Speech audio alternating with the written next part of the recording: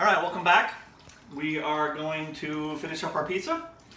And we've been letting the dough that we made earlier, we've been letting that sit here for approximately 30 minutes or so to let it rise up, and also to let it relax.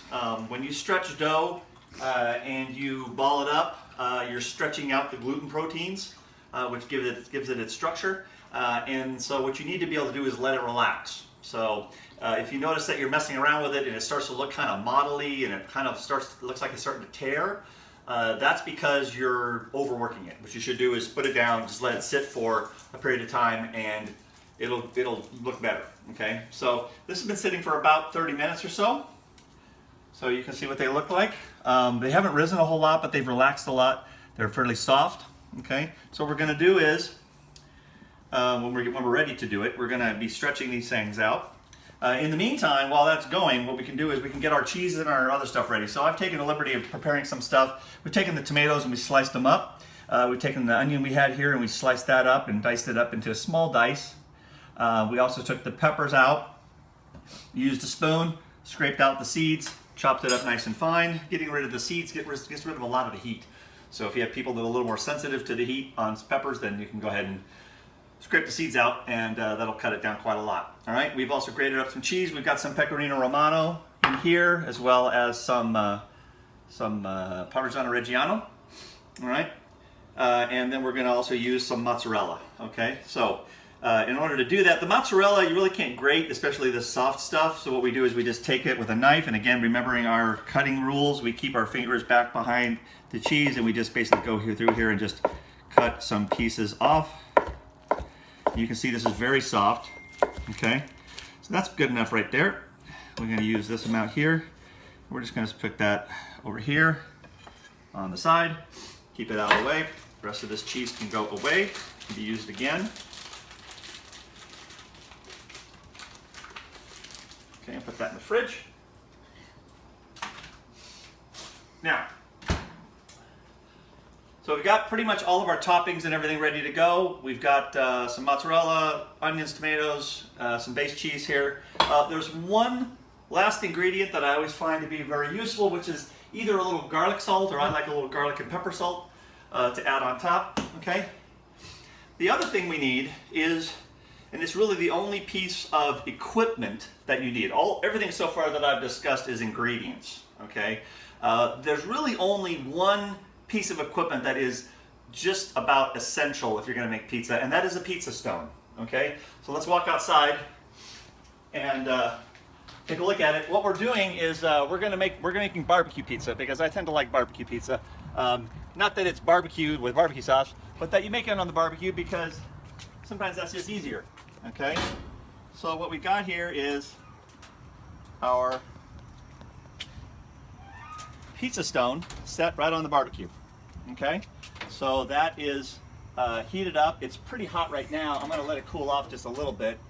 Usually I want this to have the temperature for the oven at approximately 500 degrees. Okay, so this is a little bit hot. We're going to turn it down and let it cool off slightly. But around 500 degrees is perfect. Okay, not too much hotter than that, otherwise you might burn the bottom. But it's better to start off too hot and turn the barbecue down, so that you don't have a lot of heat coming up from underneath, because then you'll burn the crust. Okay, so the idea is start off around 500, and then by the time it's actually cooking, it'll be down maybe around 425, and at that point the top will get nice and brown. Okay, if you have a problem with getting the top to brown, sometimes when you cook it on the barbecue you can't get the top to brown, I just stick it in the oven and turn the broiler on, and then that works out really well of browning the top. Okay, so now we're going to go back inside. So basically the only thing you need is a pizza stone. Okay, it can be round, it can be rectangular, it doesn't really matter. Some of the better ones are a bit thicker, approximately like 2 fingers thick. Those are pretty good, they're pretty good size. This one here is approximately only 3/4 of an inch thick, but it's important that it be stone, because stone absorbs water.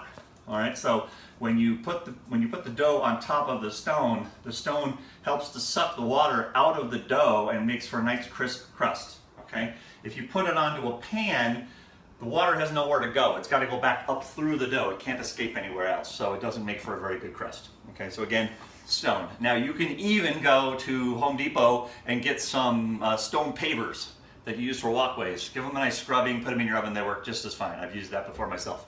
All right, so when we go to make pizza, some people would have a pizza peel and all those tools, but you don't really need that. All you need is a cutting board, okay, to do this on. And I always use parchment paper, okay? Parchment paper, very important.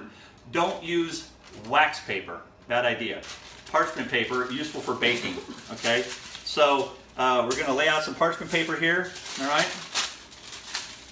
And then we're gonna you can put flour on it if you want to, but you usually need something on top of it. I use semolina flour, okay? Because it's kind of sandy and it gives the crust a nice taste. So we're just gonna sprinkle some semolina flour out on top of this here, okay? And then we're gonna take one of our pieces of dough, and I'm gonna kind of like roll it in some flour here, get a little more flour on top of it. All right, and then we're gonna take it, we're gonna shake it off, okay? And then we're just gonna give it a little stretch. Now if you're feeling daring, you might give it a twirl. If you want to twirl it, then I just put my fingers underneath it and I just spin it in the air, okay? All right? Just easy way is to just let it hang, okay? But in any event, you have a fairly good sized pizza there. You can take it, flatten it out, and then just stretch it. And if it's been aged for a while, it'll have a good structure, and it'll stretch pretty well.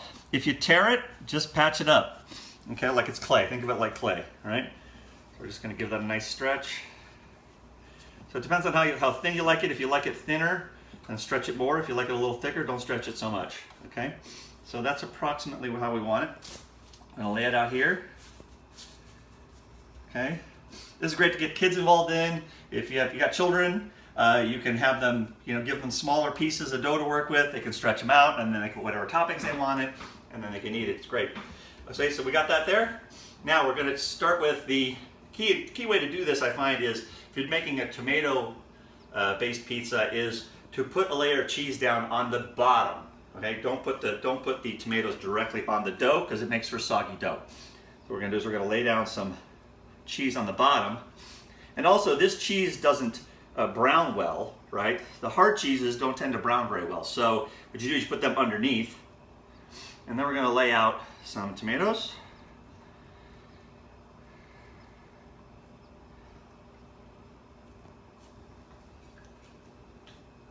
Okay, and now we're going to throw out some onions. And you notice you can be quite sloppy about it. Okay. And we're going to throw a little bit of peppers on there. Give it a little bit of heat, a little bit of flavor. Okay.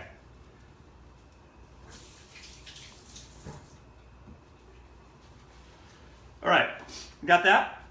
Now what we're going to do is we're going to take some of our mozzarella we chopped up, and we're just going to lay this out as big pieces right on top. Okay, now if you wanted to do pepperoni or something like that, you can certainly do that.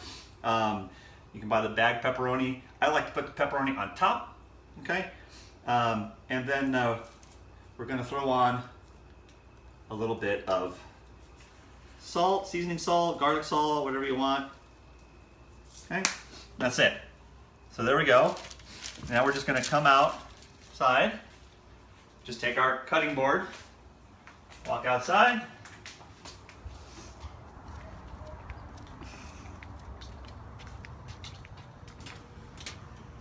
Okay.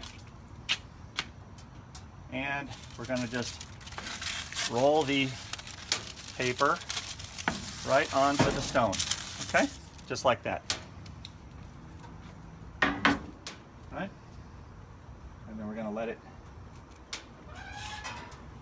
cook. It takes approximately 15 minutes or so.